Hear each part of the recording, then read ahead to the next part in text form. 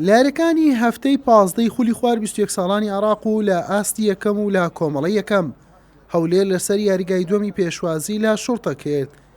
لانوێ یەکەم ئاستی هەردوو تیب لە یەکۆ نزیک بوو، هێرشەکانیان ئاڵ و گۆڕ دەکرد. هەردوو تیب یەکە و سێ دەرفەتی باشیان لە پێش بوو بۆ تۆمارکردنی گۆڵ، سوودیان لێوەرنەگرت و نیوەی یەکەم بە ئەنجامێکی سپی کۆتایی هات.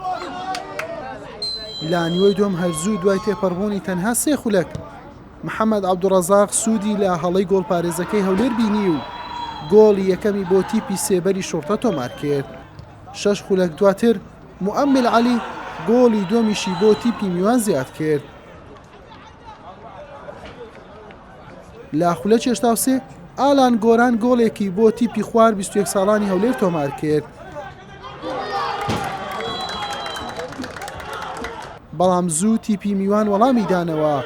حەیدەر ئیحسانی کاپتن لە خولەکەکانی 86 و 88 دوو گۆڵی دیکەی بۆ شوڕتە زیاد کرد و تیپەکەی کردە خاوەنی 4 گۆڵ.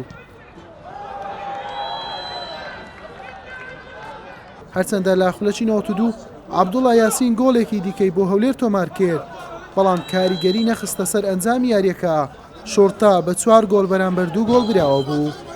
وڵا لە سەرەتامە بەباشی دەستمان پێکرد، مەرحەلەیەکەم بە پلەیەکەم کۆتاییمان پێینەوە، بەڵام سەبر پاش گەمەی فادی فەریق مستەوای دابەزی، یعنی ئەو هەفتەیە مدەڕیبیشی لەسەر کرد، ئەو گەمە وەکو برەی فەوز لە بۆ خۆمان بێت ناو مەزاعیش وازگۆتی ئەوڕۆ دەبینەوە ئینشاڵڵا، بەڵام فەریق سەبر بەرەو دواوە دەڕاوجا حاڵەی نەفسی فەریقەکەی باش نییە و کاری مادی لێ بەس تو کە لاعب دەبی کە هاتە ناو مەلعەبی هەموو شتێکی لەبیر بکات، تۆپانێ بکاتە، یعنی لە بۆ برنەوەی هاتە دەبی لە بۆ برنەوەی گەمەی بکات.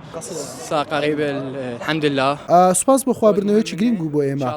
ئینشاڵڵا پارێزگاری لێ دەکەین بۆ یاریەکانی داهاتووش بە هیوای سەرکەوتن بۆ تیپەکەم.